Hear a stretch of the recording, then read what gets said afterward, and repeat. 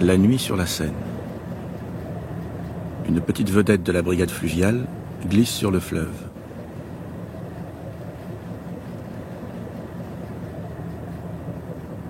À son bord, le lieutenant Stéphane Derek, la trentaine. Quel temps de chien. Quand il y a un tel brouillard, il m'arrive de me demander pourquoi je me suis engagé dans la brigade fluviale. Son adjoint, le sergent Niklos.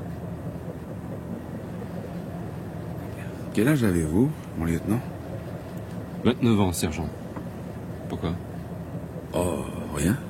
Rien, mon lieutenant. Moi, j'en ai 47 et j'avoue que j'ai renoncé à me poser la question. Je crois qu'à force de vouloir résoudre un problème, on finit par l'user comme un vieux galet roulé des millions de fois par l'écume.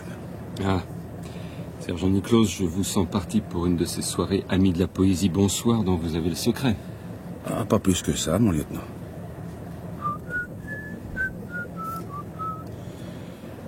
Vous détestez vraiment ce temps-là? Bien sûr que non. J'aime la Seine, j'aime les bateaux, et j'aime tous les temps. Vous savez, ce sont les géographes rationalistes du 19e siècle qui ont décrété que la Seine est un fleuve. Dans les textes anciens, elle apparaît sous le nom de rivière. J'ai entendu parler de ça par les retraités de la brigade. Mais quel rapport avec le brouillard? Non, c'est vague. Enfin, vos paroles sur le temps. Moi, je vois les choses comme ça. La Seine est féminine, c'est une rivière. Et le temps, c'est ses différents atours. Par exemple, le brouillard, c'est un déshabillé de tulle léger. La brume de printemps, c'est un voile de mousseline. Et la neige, c'est une mantille. Eh ben, j'avais raison. C'est une soirée poésie. Tant mieux, parce que je doute que cette patrouille soit passionnante. Méfiez-vous, mon lieutenant. J'ai vu des patrouilles mornes et ennuyeuses tourner au rodéo. Et ça, c'est le côté aventureux de notre job. Oui, ça et les rhumatismes. Tiens, c'est quoi ça? Juste devant à 1h. Une souche? Envoyez toujours un coup de sirène. C'est bien une souche. Elle passe sur bâbord. Attention la barre. Braquez le projecteur bâbord, sergent, on va la perdre.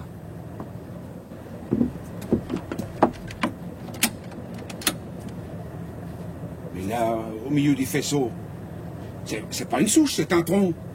Et quel morceau! Vous avez noté la position, mon lieutenant? Oui, j'appelle le central.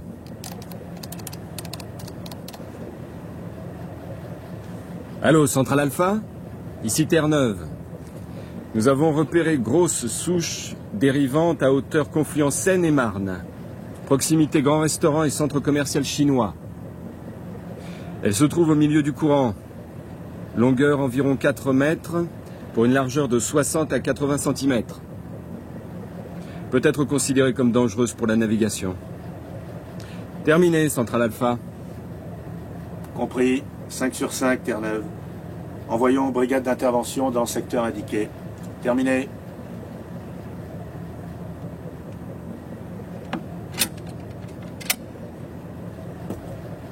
On pousse une pointe sur la Seine ou sur la Marne, mon lieutenant? Bon. Écoutez, Niklos, je suis bon là, franc jeu. Ça fait 2 mois que je suis à la fluviale et vous, près de 18 ans. C'est vrai, mais... Qu'est-ce que je dois comprendre, mon lieutenant? C'est tout simple. Considérez que je n'ai pas tout à fait achevé ma période de formation. Ah. Oublions mes galons d'officier et montrez-moi ce qu'il y a à voir. Si tant est qu'il existe quelque chose à voir. Eh ben, entendu.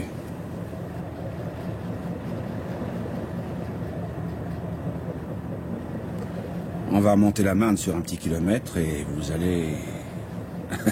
enfin, je crois que vous allez avoir une surprise. Bonne, j'espère. Ah bah ça, c'est une affaire de point de vue. Disons que c'est une surprise plutôt déconcertante. Oh, mais ce n'est pas pour me faire peur. Uh-huh. Vous savez, quand j'étais dans la marine de guerre, j'ai patrouillé en mer de Chine pendant des mois. Bon, ça, c'est autre chose que la Seine. Ah, attendez. Un jour, on croise un petit cargo. Ouais.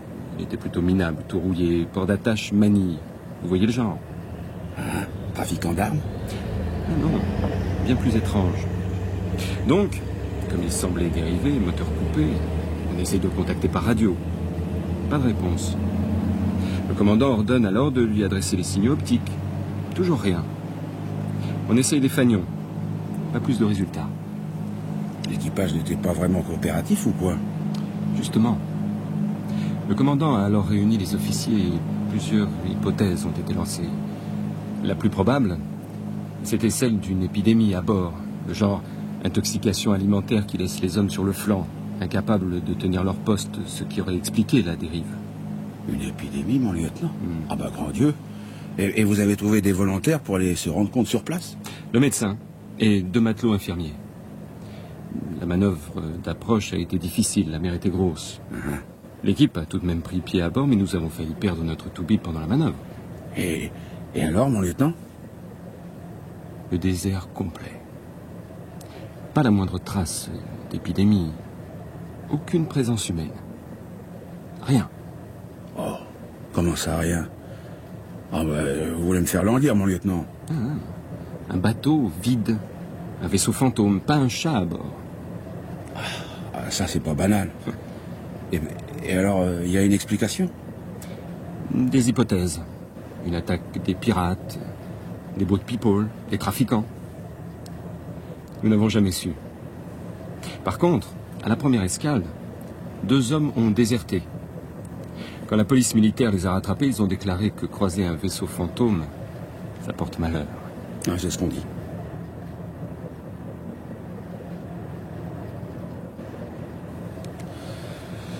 Moi aussi, j'ai fait mon service dans la marine nationale. D'ailleurs, on disait aussi qu'une femme à bord, ça porte également malheur. Oui, c'est vrai que dans notre milieu, on traîne toutes sortes de vieilles croyances et superstitions. Mais c'est peut-être ce qui en fait le charme. Qu'est-ce qui se passe, sergent?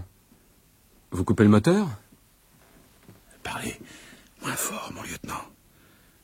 Je crois qu'il est là, tout près. Qui ça? Il? Vous allez voir. Mais il faut pas que je me trompe. Hein. Il faut le prendre dans le faisceau des projecteurs dès qu'on les allumera. Je vais ranger ça.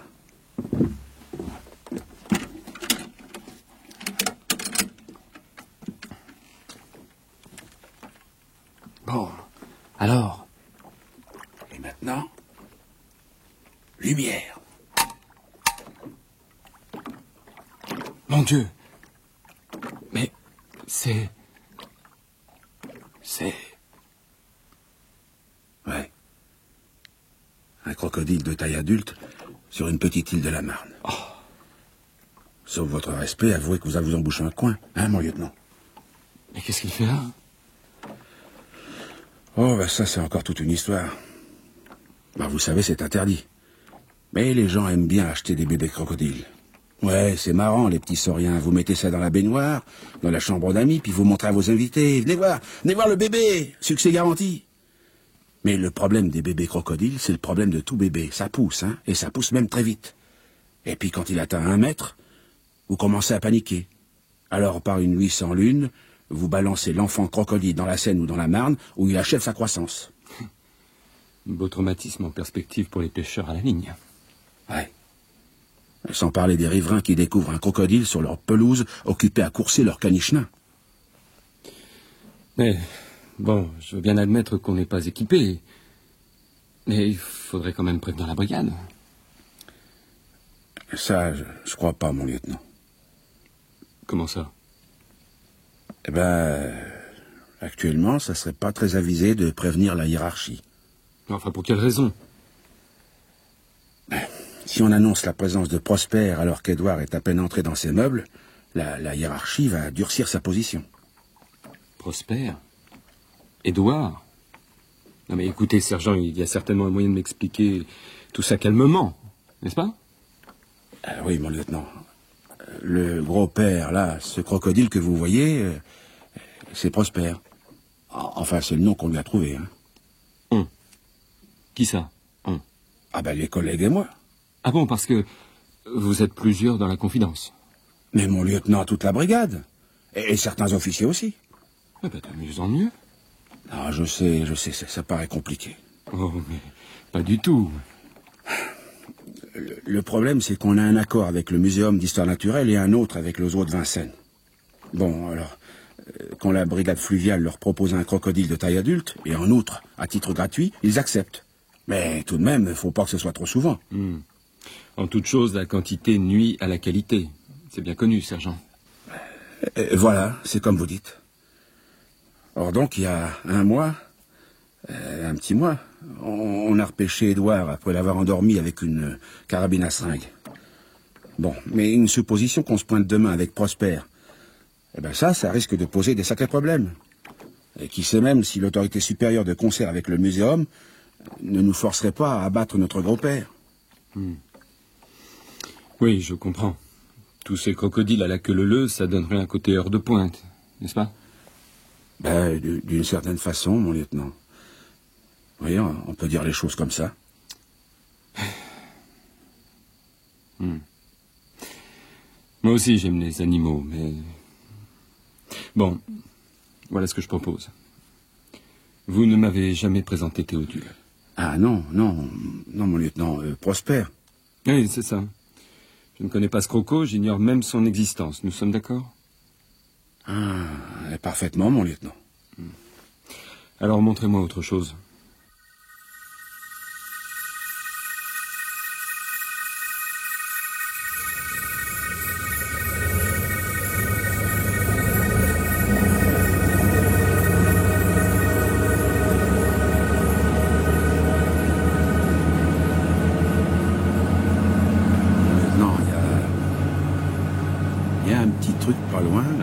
Oh, laissez-moi deviner.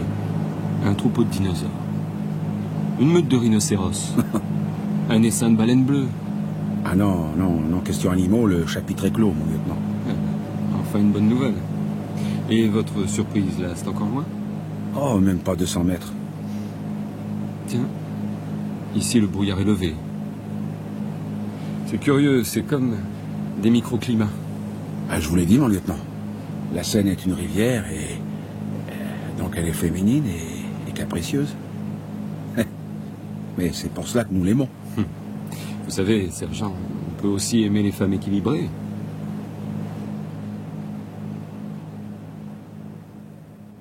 Voilà. On y est. Vous verrez. Vous verrez, c'est étrange. Eh bien, qu'y a-t-il à voir? Sans vous commander, mon lieutenant. Est-ce que vous pourriez allumer les projecteurs bâbord?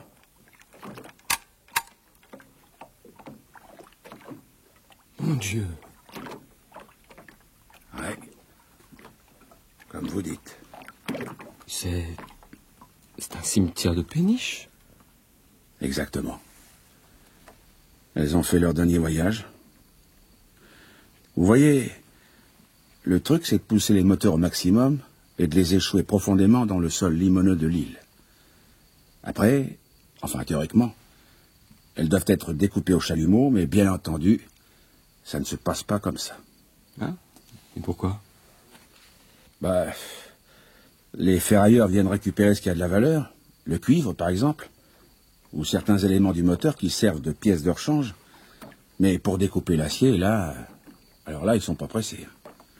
La preuve, vous avez des péniches qui ont à demi disparu dans le sable, d'autres ont pris une gîte de plus de 45 degrés, et puis vous voyez, elles sont presque toutes rouillées. C'est triste. On a vécu là-dedans. Des familles entières. Ces vieilles ferrailles ont navigué sur tous les canaux d'Europe. J'imagine le linge qui sèche à l'arrière. La 4 chevaux Renault ou la Dauphine, bien arrimée sur le pont, et puis le merveilleux film de Jean Vigo. La Talente. Ouais, fini tout ça. Vous voyez, mon lieutenant, le monde n'est pas tendre. Ni avec les gens, ni avec les choses. Et d'une certaine façon, c'est de pire en pire. Quelle époque, ces péniches? Oh là là, mais c'est que ça vit très vieux, une péniche. Mais encore. 50 ans facile. Mais certaines sont bien plus anciennes. Vous en avez encore en état de marche et qui sont sortis des chantiers avant la guerre de 14. Dites donc. Tiens, mon lieutenant, regardez celle-là. Celle-là dont l'avant est profondément ensablé et dont l'arrière apparaît comme surélevé. Oui, je vois. On peut encore lire son nom. L'Antoinette, c'est ça?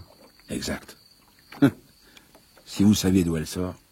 Eh bien, ne me faites pas languir, parce que je suppose que son histoire n'est pas banale. Ouais. À vrai dire, elle s'est pas toujours appelée l'Antoinette. Elle se serait même plutôt appelée Greta, Eva ou Marlène. Cette péniche-là, mon lieutenant, qui naviguait encore à la fin des années 70, eh bien, c'est une péniche allemande. Ouais. Sortie des ateliers de construction du temps du Kaiser Guillaume II. Rien de moins.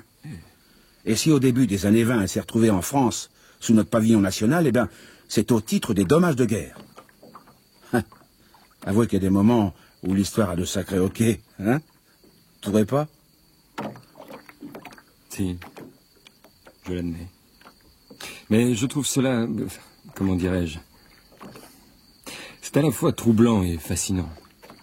C'est comme si les périodes historiques se télescopaient. Oui, je crois que je vois ce que vous voulez dire.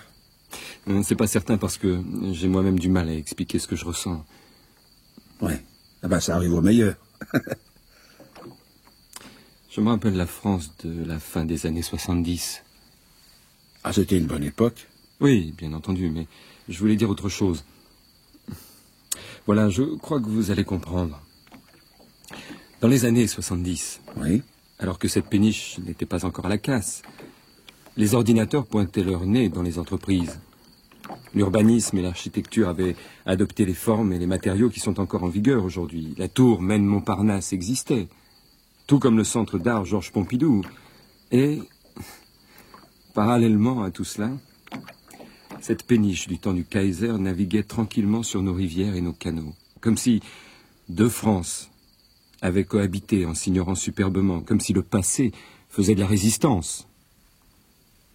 C'est à la fois paradoxal, émouvant, troublant et passionnant. Eh ben, vous résumez bien, mon lieutenant. Ça, c'est moins sûr. Bon, assez pour la séquence nostalgie. Puisque j'ai la chance de me trouver avec un vieux briscard de la fluviale, continuez à me montrer vos curiosités, sergent. Eh ben, ça tombe bien. C'est pas loin d'ici.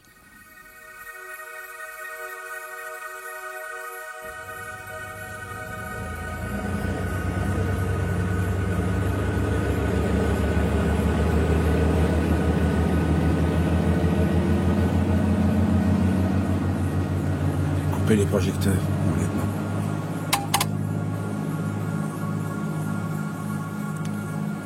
C'est pas croyable le nombre d'îles existantes. Est-ce que vous les avez comptées, sergent? Ah non, non pas exactement. Remarquez, j'ai su ce genre de choses. Mais vous savez que les îlots... Hein. Et puis la rivière elle-même change le paysage. Tiens, après une bonne crue, vous avez des îlots qui ont disparu, d'autres qui se sont formés. C'est une configuration changeante, comme un travail qu'il faudrait refaire jusqu'à la fin des temps. Et pourtant, prenez la Seine. À Paris, on a détourné son cours, on a installé des écluses, on l'a régulée avec des bassins qui absorbent le trop-plein, on l'a canalisée entre des quais de béton. C'est vrai, mon lieutenant. Mais voyez quand elle monte. Eh ben, les voies sur berge se retrouvent sous la flotte. Est-ce que vous êtes de ceux qui jouent la nature contre l'homme, sergent? Moi, je crois pas à l'opposition, mais à une sorte d'armistice. La nature, on l'a violentée. Maintenant, il va falloir chercher un compromis. C'est pas mal formulé. Ah, on arrive. Et si vous permettez, mon lieutenant, je n'enclencherai que le petit projecteur. Ah bon? Voilà. Et je coupe le moteur. On va laisser filer la vedette. Qu'est-ce qu'on cherche cette fois? Ah. Surprise. Surprise, mon lieutenant. Il est marrant, ce petit projecteur. Hein. Le faisceau qui aboutit à un petit cercle de lumière, ça me fait penser à un truc de music hall. Ah ben, c'est étudié pour. Ah bon? Et qu'est-ce qu'il y a sur votre île? Des lapins avec chapeau claque qui font disparaître leur propre prestidigitateur? Ah, pour être tout à fait franc, il s'agit moins de prestidigitation que d'une ambiance... comment dire... plutôt cabaret. Vous m'intriguez. Pas pour longtemps, mon lieutenant. Regardez ça. Ben... Ça alors? Ouais. Elle mesure 1,71 m, petite quarantaine, coquette, jolie, séduisante et... et en plus, elle sent bon. Mais... Elle est très peu vêtue. Ah, pardon, mon lieutenant. Une fille sur une plage en maillot unisexe, le bas sans le haut, vous pourriez dire qu'elle est dévêtue, mais pas elle. Chaussures à hauts talons, bas noirs, jarretière rouge, guêpière, gants de velours noir. Elle est sacrement habillée. Mais si c'est une prostituée, pourquoi joue-t-elle les lointaines, les indifférentes, comme si elle ne nous voyait pas? Normalement, elle devrait tenter de nous racoler, non? Ah, c'est son style. Janine, c'est... Ah bon, parce que, en plus, vous la connaissez par son prénom. Ah ben, Destrimo, un autre sergent de la brigade, la connaît aussi, hein. On veille dessus, quoi. Non, mais je rêve. Et vous êtes plusieurs à la protéger? Oui. Enfin, 2 ou 3. Mais c'est du proxénétisme. Ah, ça, sergent, je ne peux pas le laisser passer. Non, je suis désolé, mais je vous colle un rapport. Et en haut lieu, ça va faire mal. Non, mais vous emportez pas si vite, mon lieutenant. Laissez-moi vous expliquer. Il n'y a rien à expliquer. Mon lieutenant, je vous ai fait confiance. Avant de me juger, de me condamner, je crois que vous pourriez au moins m'écouter, non? Bon, c'est vrai qu'elle est très attirante, cette dame. Mais ce n'est pas une raison. M'écouterez-vous, mon lieutenant? Bon, allez-y. Voilà. Un soir, qu'on faisait une ronde avec un collègue, on entend hurler. Alors, on coupe le moteur, on s'approche et on voit Janine. Cette femme superbe qui se faisait gifler à toute volée par un petit marlou, un voyou sans grandeur, vous voyez? Alors, on arrête le type et on écoute l'histoire de Janine. Janine était... comment dire? Une cocotte, hein? Une femme entretenue par un vieux notaire de la ville voisine. Lorsque celui-ci a cassé sa pipe, elle s'est trouvée dans le plus grand dénuement. Et pour pas tout perdre, elle a eu l'idée de monnayer occasionnellement ses indéniables charmes. De nuit. C'était terriblement risqué. Ah ben la preuve, c'est agression. Aussi, elle a changé sa méthode. Elle s'est faite une clientèle de riches plaisanciers et travaille avec un fax. Oui. Et si elle est là ce soir, c'est qu'un bateau de luxe ne va pas tarder à accoster. Et pourquoi cette tenue? Oh ben, il faut bien motiver le client. Et ça fonctionne, ce système? Oh ben, 4 ou 5 riches amis suffisent à son train de vie. Un train de vie assez élevé, d'ailleurs. Au fond, tout le monde est satisfait, puisqu'une fois qu'elle se trouve à bord d'un bateau, ce qui s'y passe ne regarde plus la force publique, qui doit respecter la vie privée. Hein? Tenez, en ce moment, elle ne racole pas. Elle se rend à un rendez-vous. Voilà. Vous piégez, mon lieutenant? Et cette idée de prostitution mondaine qui réduit les risques à zéro, ce n'est pas vous qui lui auriez soufflé, par hasard? Ah, je sais pas. J'ai dit, je l'ai pas dit. Oh, c'est bien difficile de se souvenir. Je ne pense pas une seconde que vous soyez vénal ou corrompu, sergent, et il est probable que tout cela ne vous a pas rapporté un centime. Ah ben non. Ce n'est donc pas une affaire de proxénétisme et votre intégrité n'est pas remise en cause. Ben moi, j'en prends bonne note avec la satisfaction que vous imaginez, mon lieutenant. C'est toujours gratifiant, le triomphe de la justice. Oui, mais je suis également persuadé que votre très excitante cocotte ne doit pas se priver de vous faire un gros câlin les soirs de blues, à vous et à vos collègues. Oh, un câlin, peut-être. Hein. Quand je dis câlin, c'est un euphémisme. Janine, entre nous, on l'appelle Ophélie. C'est très mignon. Bon, remettez le moteur en route, sergent. Vous êtes le seul homme que je connaisse qui n'ait pas d'avis sur cette femme, mon lieutenant. Quelle belle garce, tout de même. Ah, ça, on peut le dire. Au fait, je croyais vous avoir donné un ordre, sergent. Oui, mon lieutenant.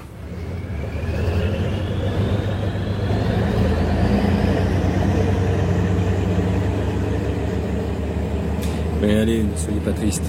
Allez nous vous faire un petit signe de la main. Moi, j'aurais préféré... Vous auriez préféré quoi exactement, sergent? Oh, rien, mon lieutenant. Mais je sais pas, qu'elle agite un petit mouchoir de Baptiste. Bon, du calme. Ce n'est pas un personnage de Stendhal, tout de même.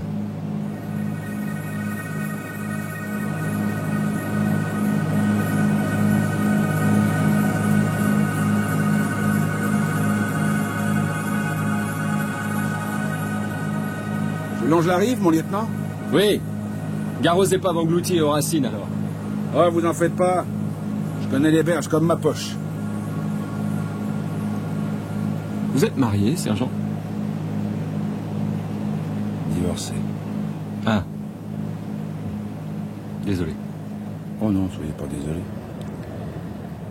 Mon épouse, c'était pas précisément le genre femme de marin qui attend sur le port en se rongeant les ongles.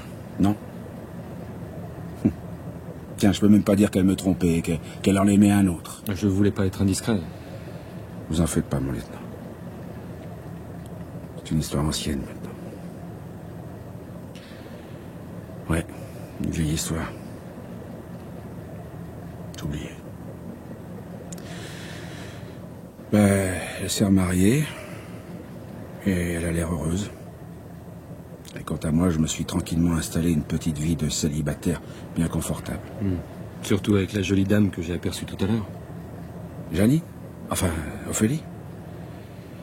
Oh, vous savez, nous ne sommes pas vraiment du même milieu. L'amour n'a rien à voir avec le milieu social.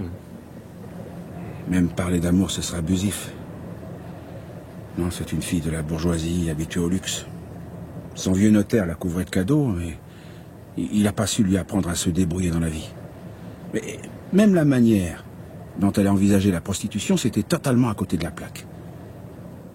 C'est peut-être ça qui m'a le plus aimé. Cette jolie petite chose qui risquait d'être souillée dans un monde dont elle ne connaissait pas le fonctionnement. Ouais, enfin maintenant je crois qu'elle a 4 ou 5 habitués. Enfin je crois, hein. Puis je sais qu'elle met de l'argent de côté, des cicaves. Elle a donc également appris de vous à gérer ses économies. Ah ben, elle a appris la prudence. Elle a compris que dans nos sociétés, tout est très précaire et qu'il vaut mieux se garantir. Mais parler d'amour... Non, je crois qu'elle éprouve une vraie reconnaissance et le résultat est plutôt un effet pervers. Que voulez-vous dire? Si vous êtes homme à entendre ça. Hein. Je crois que je peux tout entendre. Bon, eh ben, avec Ophélie, c'est presque trop facile. Vous comprenez? Non, pas vraiment. Ben, pour me remercier, elle ne peut que m'offrir son joli corps. Et moi, je voudrais qu'elle pense que je l'ai fait pour elle, pas parce qu'elle a un châssis superbe. Vous voyez? Je crois.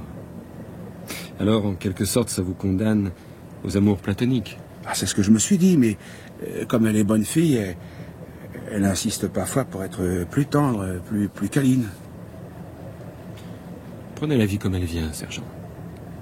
Parce qu'elle n'est pas toujours rose, la vie. Oh, c'est pas si simple, ça. Non, imaginez que je m'attache.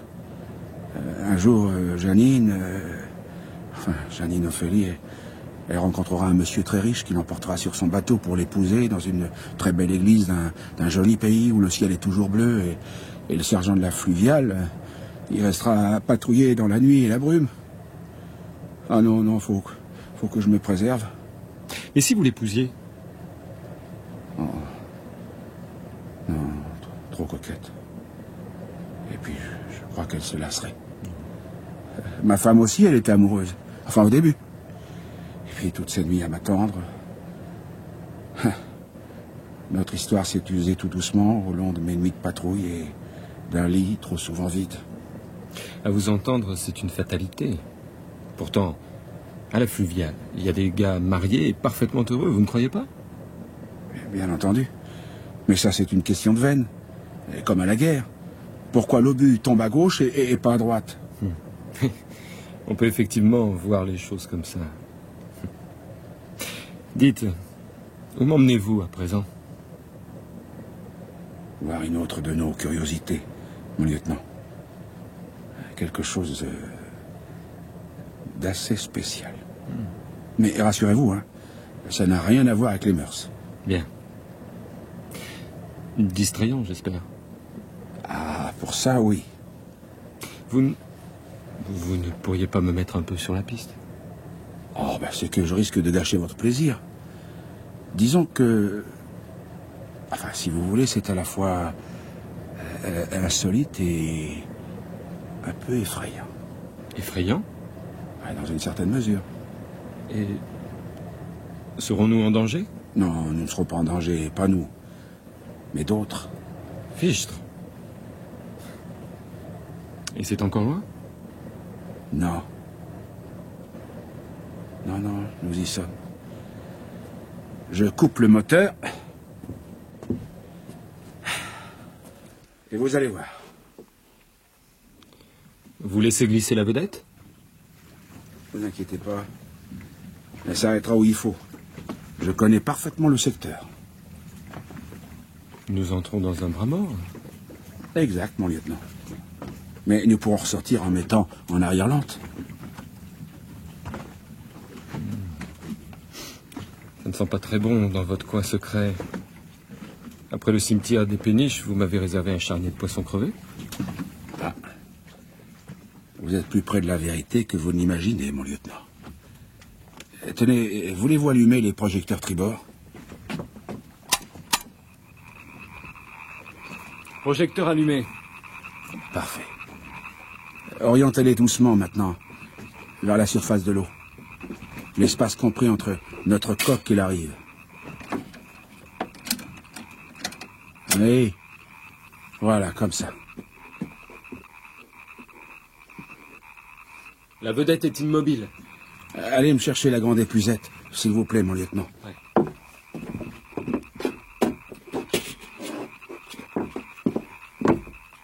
Voilà. Ouais, c'est lourd ce machin. Et prenez la torche, mon lieutenant.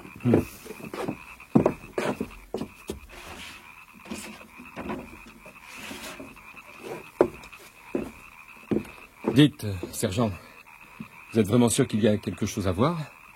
Ah, ça, je le crois.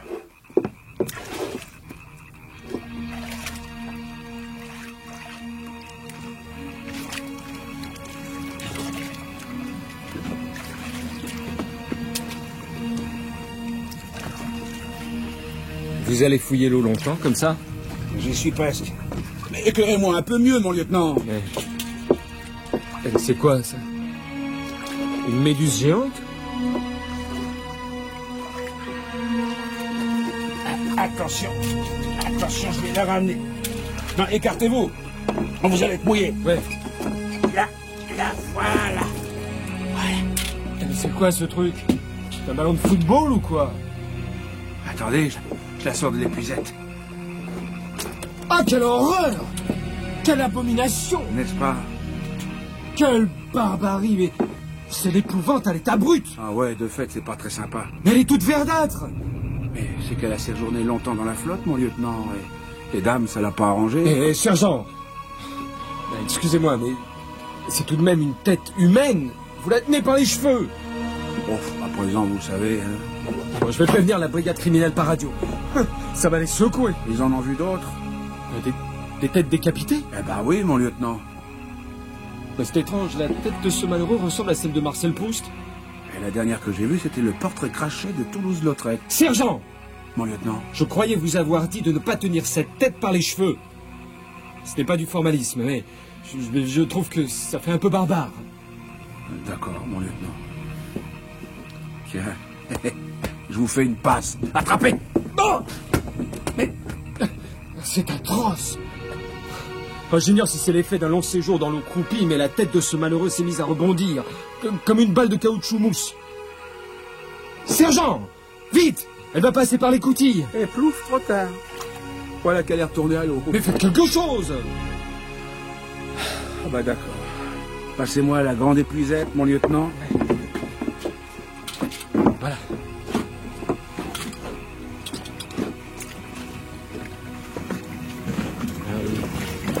Vous la voyez? Oh, quel sale.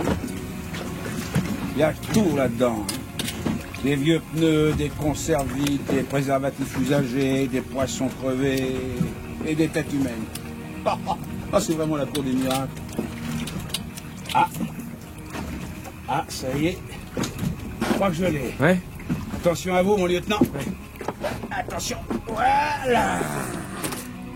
Je vais vous la ressortir. Mais cette fois, il faudra plus me la perdre. Hein. Ah, pas par les cheveux, s'il vous plaît! Ah bah, c'était là le seul moyen. Voilà. Oh! Horrible! Eh mais c'était pas la même. Celle-ci ressemble au président Poincaré. Ah, c'est ma foi vrai. Et par contre, je parie qu'elle rebondit tout pareil. Poussez-vous, mon lieutenant, je vais aller faire un petit panier. Et hop, et hop, et hop, et hop. Oh, qu'il est beau, à peine vrillé. Et voilà, j'ai marqué, juste entre l'antenne et le filin. Beau panier, hein, mon lieutenant. Vous êtes abject. Oh. Vous n'avez aucun respect. Cette chose, ce fut un homme avant d'être une tête verdie de mousse. Oh bah si c'est que ça, je vous la ramène. Arrêtez de la faire rebondir. Oh mon lieutenant, c'était même pas possible. Vous n'avez toujours pas compris. Compris quoi? Qu'est-ce que je devrais comprendre? Votre attitude cynique? C'est pas des vraies têtes, elles sont pas humaines. Tenez, prenez. C'est indispensable. Bah, vaudrait mieux, en effet. Ah, elle est pleine d'algues. Enfin, vous remarquez rien, mon lieutenant? Je la tiens, mais j'ose pas la regarder. Mais, vous sentez bien qu'elle est anormalement légère, non? Sans doute le séjour dans l'eau. Peut-être que les crabes ont mangé l'intérieur. Non, sans vouloir vous enfoncer, mon lieutenant, il n'y a pas des masses de crabes dans la Marne et pas davantage dans la Seine, d'ailleurs. Oui, c'est pourtant vrai. Pas le moindre petit crabe. Mais des crocodiles ou alligators, en veux-tu, en voilà. On vit vraiment une époque formidable. Mais revenons-en à notre tête, si vous voulez bien, hein. Bon, ben, regardez. Tenez. Vous voyez? Non, mais la structure, c'est du polystyrène. Du caoutchouc. Ah bah c'est pourtant vrai. Mais alors, on s'est joué de nous? Ah, on peut dire les choses comme ça. Qui? Qui et pourquoi?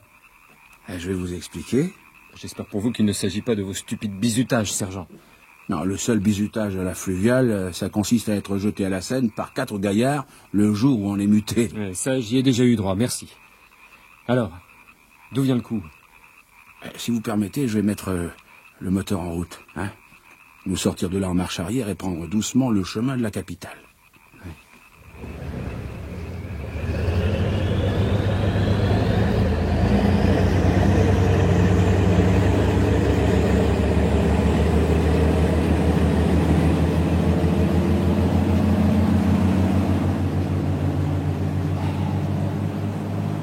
Voilà.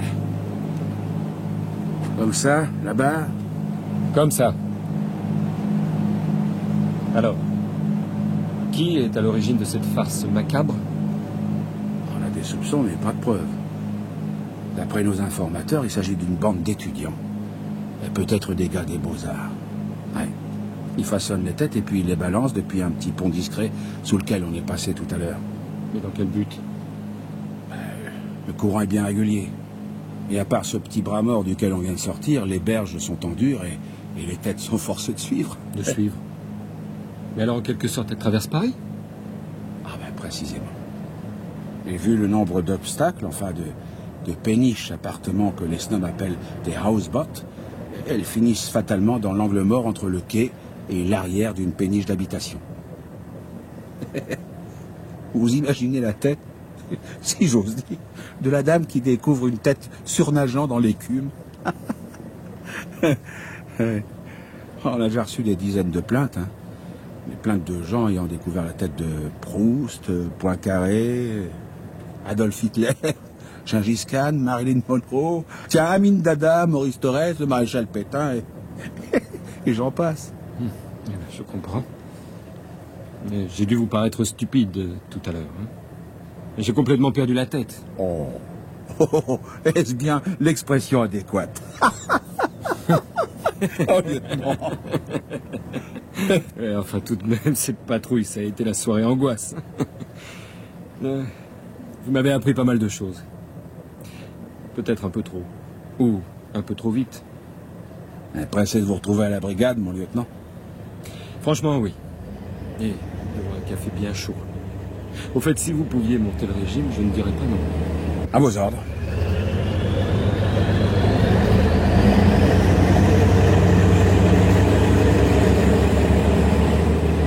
Elle file bien, cette petite vedette. Faut dire que je bichonne le moteur. J'espère, sergent, que je n'ai pas gâché d'éventuels projets nocturnes avec Janine, Ophélie. Non, rassurez-vous. Ce soir, elle était en main.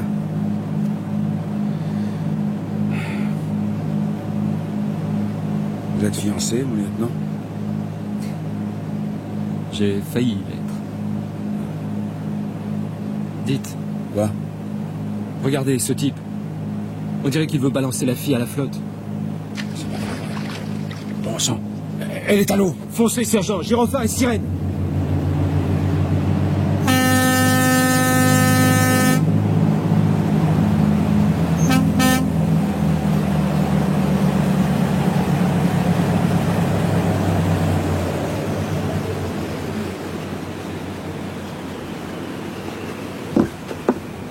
Mademoiselle!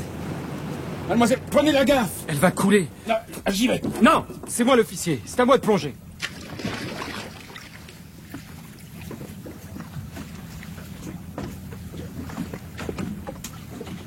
Vous savez nager, mon lieutenant? Bon sang, il remonte pas. Ah. Et heureux de vous revoir, mon lieutenant. Elle est à moitié évanouie. Donnez-la moi. Elle est légère. La dépose sur le pont et je vous aide. Merci, pas la peine. Je peux grimper tout seul, sergent. Allez chercher des couvertures. À vos ordres.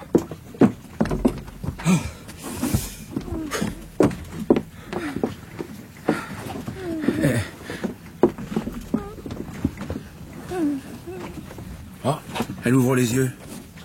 Couvrez-vous bien, mademoiselle. Elle est sonnée. Le froid. La pauvre petite. Mademoiselle, si vous nous comprenez, hochez la tête. Elle hoche la tête. Ah.